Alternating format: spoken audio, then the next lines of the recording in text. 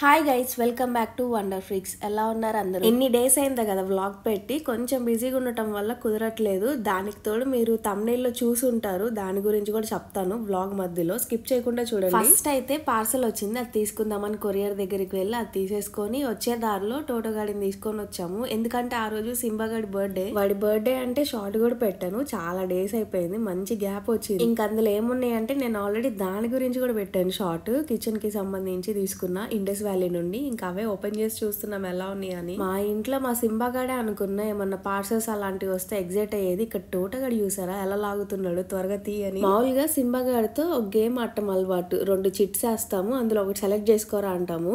ఈ రోజు ఏమైందంటే వాడి బర్త్డే కదా, నీకు చికెన్ కావాలా టోటోగడి కావాలంటే టోటో కావాలని పట్టుకున్నాడు. బానే ఉందిగా సింబాగడికి తెలివి అని చెప్పి పాపం వాడు ఫుడ్ కూడా సాక్రిఫైస్ చేసుకొని టోటోనే కావాలని పట్టుకున్నాడని ఇంకా వాడిని అప్పుడు తెచ్చేసాము. మా టోటోగడికి అస్సలు ఆత్రం ఆగట్లేదు, త్వరగా అసలు అందులో ఏమున్నాయి తీయండి అని చెప్పి అటు ఇటు పరిగెత్తుతున్నాడు.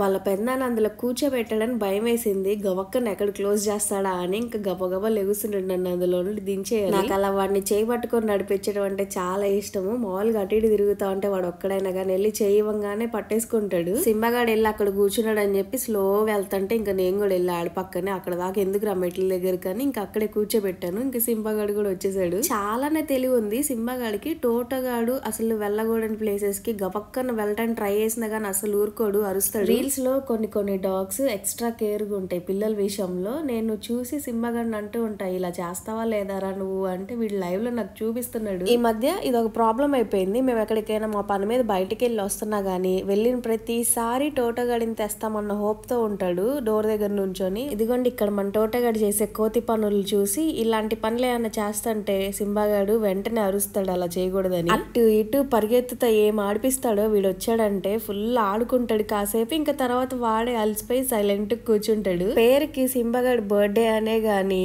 ఇంకా వాడి కోసం కేక్ అవన్నీ తెద్దామన్నా గానీ కేక్ సింబాగాడు తినకూడదు, అదేదో మన కోసమే తెచ్చుకున్నట్టు ఉంటదని తేలేదు. ఒకసారి వాడి కోసం అని డాగ్ కేక్ ఇంట్లో ప్రిపేర్ చేశాను, క్యారెట్ అవన్నీ వేసి ఏదో కొంచెం తిన్నాడు, మొత్తం వదిలేసాడు, వేస్ట్ అయిపోయింది. ఇంకా వాడికి ఆల్ టైమ్ ఫేవరెట్ చికెన్ లేదంటే బోన్స్. ఇంకా మంచిగా చికెన్ పొద్దున కూడా తేలేదు, ఈవినింగ్ పెట్టేద్దాం ఫ్రీగా హాయిగా తిని పడుకుంటాడు. సింబాగాడు చైర్లో ఎక్కాడని వాడు కూడా ఎక్కాలంట. ఇంకా దాని మీద నుంచొని నన్ను ఎక్కిపి అంటే ఇంకా వాళ్ళ పెద్ద నొల్లో కూర్చోబెట్టుకున్నాడు. వాడి పక్కన వాడు కూర్చుంటావురా సరిపోవాలి. వాడేమో పాపం వాళ్ళ తమ్ముడు కోసమని దిగేసాడు, నువ్వే కూర్చో అని చెప్పి. ఇది ఇంకా నెక్స్ట్ డే ఏదైనా పని చేస్తుంటేనే సింబాగాడు కావాలని అదే ప్లేస్ లో వచ్చి కూర్చుంటాడు, దిగురా అంటే దిగట్లేదు. ఇంకా సాయంత్రం మా చెల్లి వాళ్ళు బయటకు వెళ్తుంటే ఇంకా టోటోగాడిని వాళ్ళు బయట నుండి వచ్చేదాకా మేము ఉంచుకుందాంలే అని తెచ్చుకున్నాము. ఎప్పుడైనా గానీ ఇద్దరు ఇలా ఒకే ఫ్రేమ్ లో ఉంటే క్యూట్ గా ఉంటారు. వాడిని ఏదో కదిలిస్తున్నాడు, వాడి నోట్లో పెడుతున్నాడు ఆ గిన్నె తీసుకొని వెళ్ళి. నైట్ డిన్నర్ కానీ పెసరట్లో తిందామని అనుకున్నాము. ఇంకా పెసరట్లు వేసుకుంటుంటే పనిలో పని టోటగాడి కూడా వచ్చాడు కదా, వాడికి కూడా తినిపిద్దాంలే అనుకున్నా.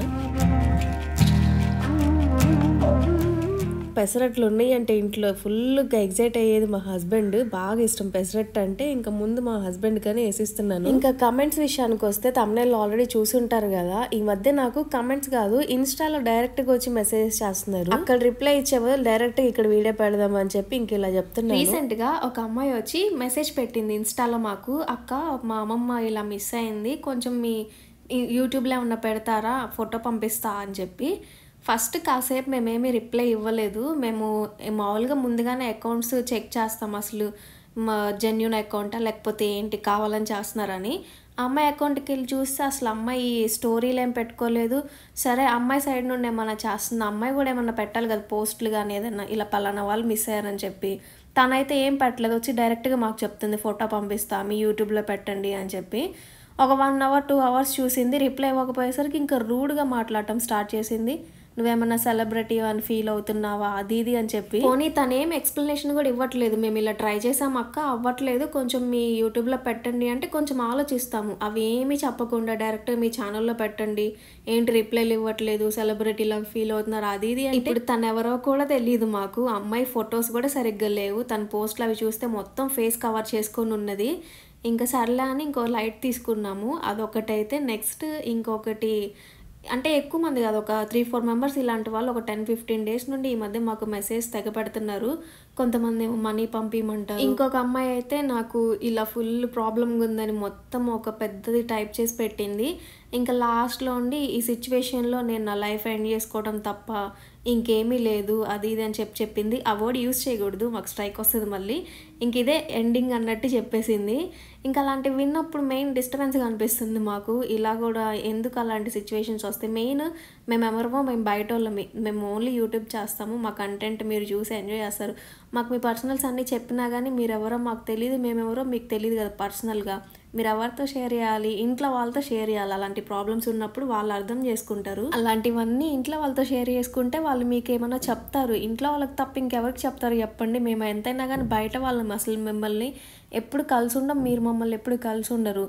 ఇలాగా షేర్ చేసుకోవటము ఏదో సజెషన్స్ అయితే ఇస్తాం కానీ మరీ అంత క్రిటికల్ సిచ్యువేషన్లో అయితే మా లాంటి వాళ్ళని అడగకూడదు, ఇంట్లో వాళ్ళు చెప్పడమే చాలా కరెక్ట్. ఎంతైనా లైఫ్ ఎండింగ్ అంటే మాత్రము ఇలాంటివన్నీ కొంచెం టెన్షన్ వస్తుంది ఎదుటి వాళ్ళకి ఎవరికైనా కానీ. మీరు ఎవరో పర్సనల్గా తెలియకపోయినా ఆ రోజంతా అసలు ఫుల్ డిస్టర్బ్ అనమాట. మా హస్బెండ్ ఈ కమెంట్ చూడనగానే చూసి ఇంకా ఏం చేస్తాము, రిప్లై ఏమి ఇవ్వలేదు. మెయిన్ ఇంకా దానివల్ల డిస్టర్బ్ అయిపోయాను. నేనైతే ఇలాంటి విషయాలు చూసినా కానీ విన్నా కానీ కొంచెం డిస్టర్బ్ అయిపోతాను. ఇంకా వీడియోస్ కూడా ఏం తీయాలనిపించలేదు. కొంచెం టైం తీసుకుందాము, ఒక 3-4 days అని బ్రేక్ తీసుకున్నాము. అసలు మెయిన్ ఇన్స్టాగ్రామ్ హ్యాండిల్ చేసేది మొత్తం మా హస్బెండ్, తనే చూసుకుంటాడు. ఇంకొకటి, మేము ప్రతి ఒక్కరికి ఇన్స్టాలో మెసేజ్కి రిప్లైలు ఇస్తాము, కానీ ఇలాంటివి వచ్చినప్పుడు చెక్ చేస్తాం అసలు అకౌంట్స్ ఎవరివి కరెక్ట్గా ఉందా లేదా, అసలు వాళ్ళు కనిపిస్తున్నారా లేదా అని చెప్పి వాళ్ళని చెక్ చేసి అప్పుడు రిప్లైలు ఇస్తాము. ప్రతి ఒక్కరికి ఈ మధ్య ఇవ్వట్లేదు అలాంటి మెసేజ్ వచ్చినప్పటి నుండి. మళ్ళీ అందరు అనుకుంటూ ఉంటారేమో ఏంటి రిప్లైలు ఇవ్వట్లేదు అని చెప్పి, చూసి రిప్లైలు స్లోగా ఇస్తాము, వెంటనే ఇవ్వకపోయినా కానీ. నేను అనేది కొంతమందినే ఇలా మెసేజ్ పెట్టే వాళ్ళని, ఇంకా కొన్ని చాలానే వస్తున్నాయి ఈ మధ్య.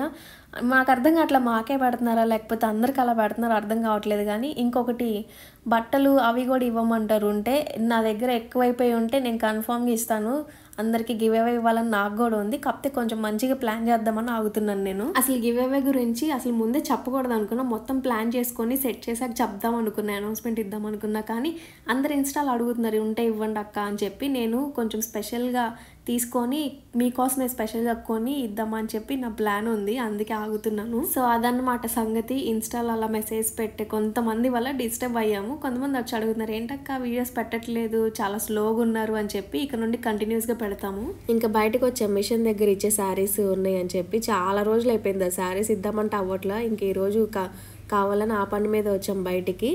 ఇంకా చెరుకు రసం తాగేసి ఇంకా డైరెక్ట్గా ఇంటికి వెళ్ళేటప్పుడు స్వీట్స్ తీసుకుందామని స్వీట్ షాప్కి వచ్చాము.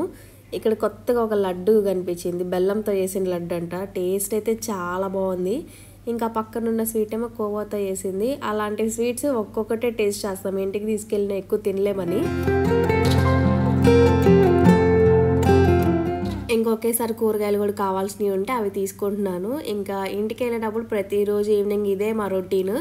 ఇంటికి తీసుకెళ్ళకపోయినా టోటగాడిని ఇంకా వచ్చి ఇక్కడ కాసేపు ఆడిపించుకొని కొంచెం వాడిని చూసి ఇంకా వెళ్తాం. ఈ రోజు అయితే ఇంకా అసలు ఏడుస్తున్నాడు, తీసుకెళ్ళి వదిలిపెట్టరా పైకి వెళ్ళి అనగానే ఏడుపు స్టార్ట్ చేసేస్తున్నాడు. ఇంకా కాసేపు ఆడిపించాడు వాళ్ళ పెద్దని ఏడుస్తున్నాడని. సేమ్ వాడిని చూస్తుంటే నేనే గుర్తొస్తా చిన్నప్పుడు. నా ఫేవరెట్ పర్సన్స్ ఎవరైనా వెళ్ళిపోతుంటే నేను కూడా అంతే ఏడుస్తూ ఉండేదాన్ని ఉండమని చెప్పి. ఇంకా మా చెల్లి నేరేడుకాయలు ఉన్నాయి తీసుకెళ్ళు అంటే తెచ్చుకున్నాము.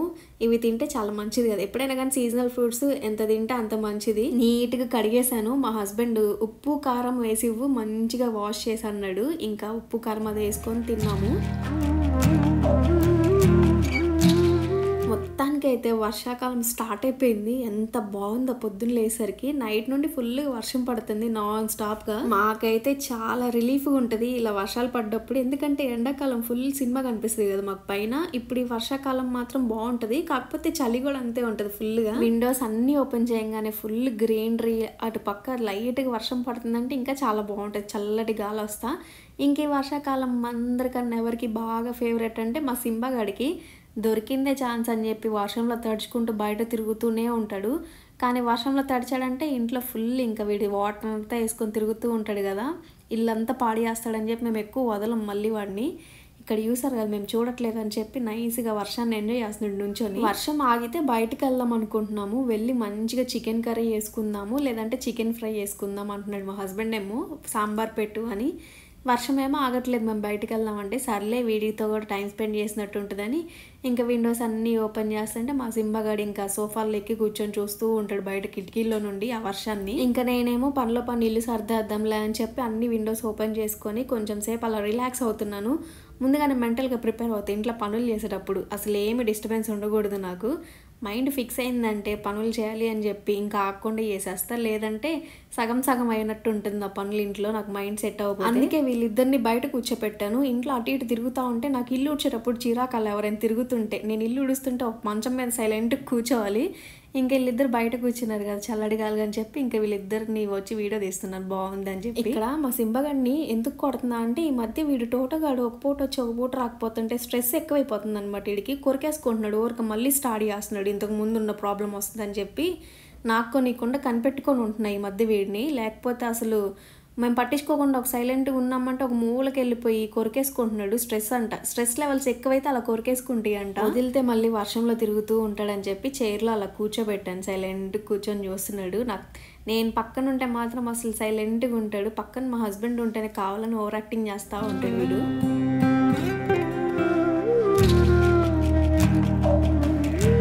నేనేమో మా హస్బెండ్ని నువ్వు ఒక్కడివే వెళ్ళిరా అని చెప్పంటే మా హస్బెండ్ నువ్వు కూడా రా, నేను ఒక్కడనే బండి నడిపేటప్పుడు నాకు బోర్ కొట్టిద్దని చెప్పి నన్ను కన్విన్స్ చేస్తున్నాడు. మెయిన్ ఇంట్లో వాటర్ లేవు. నైట్ ఏమైందంటే సింబాగాడు అటు ఇటు పరిగెత్తుతా నేను బయట క్యాన్ పెడితే గబక్కని దాన్ని పడేశాడు. ఇంకా మొత్తం వాటర్ పోయినాయి, అడుగులో కొంచెం ఉంటే నైట్ అవే వాడేసుకున్నాము. ఇంకా మార్నింగ్ లేవగానే వాటర్ లేవు, ఫస్ట్ అవి తేటానికైనా బయటికి వెళ్ళాలి మేము. ఇంకొకటి టోటగాడిని చూడటానికైనా వెళ్ళాలి, ఎందుకంటే వాడు మామూలుగా మా ఇంట్లో నుండి కనిపిస్తూ ఉంటాడు బయట కూర్చుంటే వాళ్ళ ఇంట్లో. ఇంకా వాడిని ఇక్కడ నుండి చూస్తూ ఉంటాం, వాడు వేసే క్యూట్ క్యూట్ వేషాలు. ఇంక అందుకే వాడిని చూద్దాంలే అని చెప్పి ఇంకా సరే నేను కూడా వస్తానని చెప్పా. ఇంకా చలికాలం అయినా కానీ వర్షాకాలం అయినా కానీ ఇలా సోఫాలోనే కూర్చుంటాడు వాడు, ఎందుకంటే చలి చలిగా ఉంటుంది కదా వాడికి, అందులో కంఫర్ట్గా ఉంటుంది. వాటర్కి వెళ్ళినప్పుడు క్యూట్గా ఉంది, దూడ ఎంతసేపు రుద్దించుకుందో, వదులుతుంటే మళ్ళీ వచ్చి తలతో రుద్దుతుంది, దానికి మసాజ్ చేయాలంట. చిన్నప్పటి నుండి నాకు ఆవులన్నా దూడలన్నా చాలా ఇష్టము, క్యూట్గా ఉంటాయి కదా. వీడియో అయితే ఇక్కడ ఎండ్ చేస్తున్నా, మర్చిపోకుండా లైక్ చేయండి. కొత్త చూస్తుంటే ప్లీజ్ సబ్స్క్రైబ్ చేసుకోండి. బాయ్.